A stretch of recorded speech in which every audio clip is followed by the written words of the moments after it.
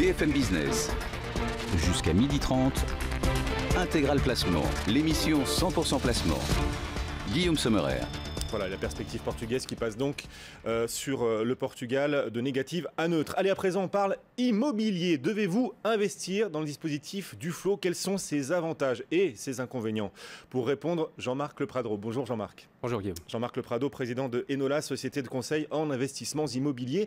Ça fait 2 mois que le dispositif Duflo est entré en vigueur. Quand on en parle, on sent encore beaucoup de réactions négatives. Vous le sentez encore, vous aussi, quand vous en discutez auprès de vos clients? Ils sont plutôt réfractaires à ce dispositif? Écoutez, finalement, pas tant que ça. Il faut dire que nous étions vraisemblablement parmi les tout premiers à trouver ce dispositif, après analyse de la publication de la loi de finances, très positif, en tout cas finalement beaucoup moins négatif que ce que laissait entendre l'essentiel des professionnels. D'ailleurs, j'étais extrêmement agréablement surpris de lire hier dans Le Monde un papier précisant que les professionnels finalement trouvaient que le dispositif avait tout un tas de qualités qui étaient peut-être un petit peu cachées dès le début. Mais finalement, c'est pas une grosse surprise non plus, parce que traditionnellement, lorsque une loi est modifiée de manière assez substantielle, il faut quelques mois pour que le marché intègre les nouvelles données. Donc voilà. Je suis extrêmement positif sur la loi du Duflo. Extrêmement positif. Absolument, carrément. Je suis extrêmement positif. Pourquoi? Parce que l'impôt, l'exonération d'impôt est plus importante que sous le cellier? C'est ça le principal argument? Eh bien, écoutez, il y a beaucoup d'arguments en fait qui militent en faveur du dispositif Duflo. Le premier, naturellement, c'est qu'il reste toujours extrêmement intéressant de faire de l'immobilier au sens large et dans le cadre d'une loi de défiscalisation en particulier. Les taux, je vous rappelle, sont historiquement bas. Donc, de ce point de vue-là, on a également beaucoup d'intérêt à toujours poursuivre dans le domaine de l'immobilier.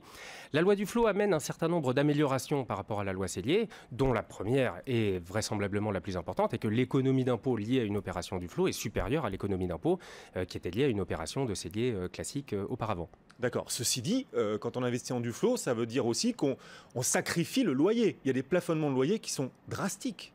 Mais écoutez, pas tant que ça non plus, avec alors, plusieurs éléments à prendre en compte. D'abord, vous le savez, vous vous en rappelez sans doute, et les auditeurs également, se rappellent qu'il y a un certain nombre de zones dans lesquelles on peut investir en Duflo et d'autres dans lesquelles on ne peut pas investir. Il y a une zone sur laquelle il y a de vraies difficultés et où vous avez parfaitement raison, il y a un décalage très fort entre le loyer de marché et le loyer plafonné, c'est le Paris intramuros et quelques zones en France. En dehors de cela, vous avez 2 zones qui sont parfaitement éligibles au dispositif Duflo, qui sont la zone A, donc on va dire la grande banlieue parisienne au sens large, et puis une partie de la Côte d'Azur, pour faire simple, et puis la zone B1, qui sont la trentaine de villes françaises supérieures à 250 000 habitants, où pour le coup, et dans la plupart des cas, nous avons très peu d'écart en fait entre le loyer plafonné Duflo et le loyer de marché.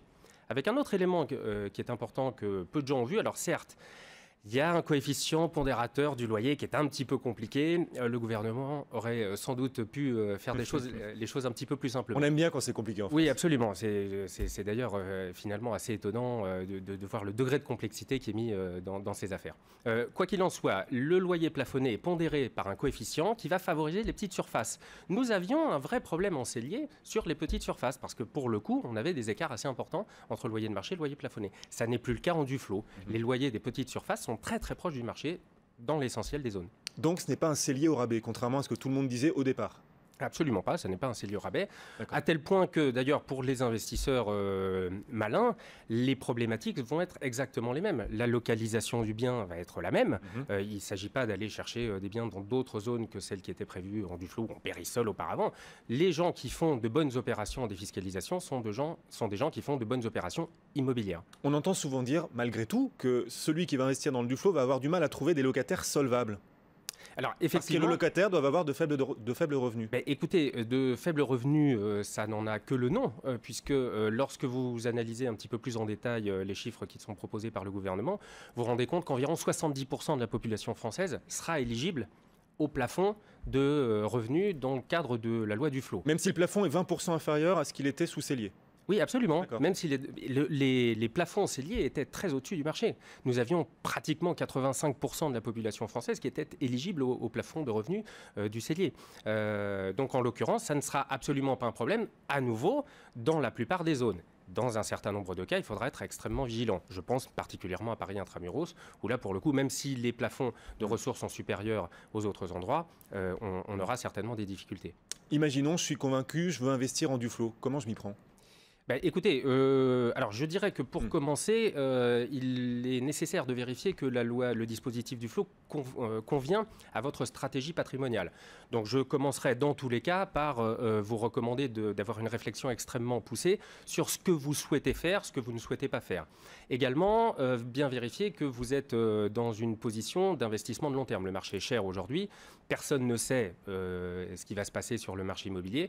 Plus que jamais, il est nécessaire d'entrer sur le marché immobilier aujourd'hui avec une perspective longue. Une fois que vous avez établi que votre stratégie est bien une stratégie immobilière de long terme et que vous entrez dans le cadre de la loi du flot, c'est-à-dire que vous avez la patrimonialité et la fiscalité qui s'adaptent à cela, vous pouvez effectivement vous lancer là. Avec tout un tas de précautions, puisqu'il y a un certain nombre de risques qui sont inhérents à l'immobilier et d'autres qui sont spécifiques à la loi du flot, dont vous devez tenir compte. En quelques tout petits mots, vous avez le sentiment que le gouvernement atteindra ses objectifs avec ce dispositif du flot ?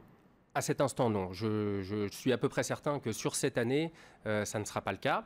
Je suis assez confiant sur les années futures. Je ne suis pas confiant sur cette année, tout simplement parce que le marché aura besoin globalement de 6 à 9 mois, comme d'habitude, pour intégrer les nouvelles donnes. Il faudrait peut-être étendre le dispositif à d'autres zones. Ça pourrait... je ne suis pas favorable à cela. Je ne suis pas favorable à cela. Les zones qui existent aujourd'hui me paraissent parfaites.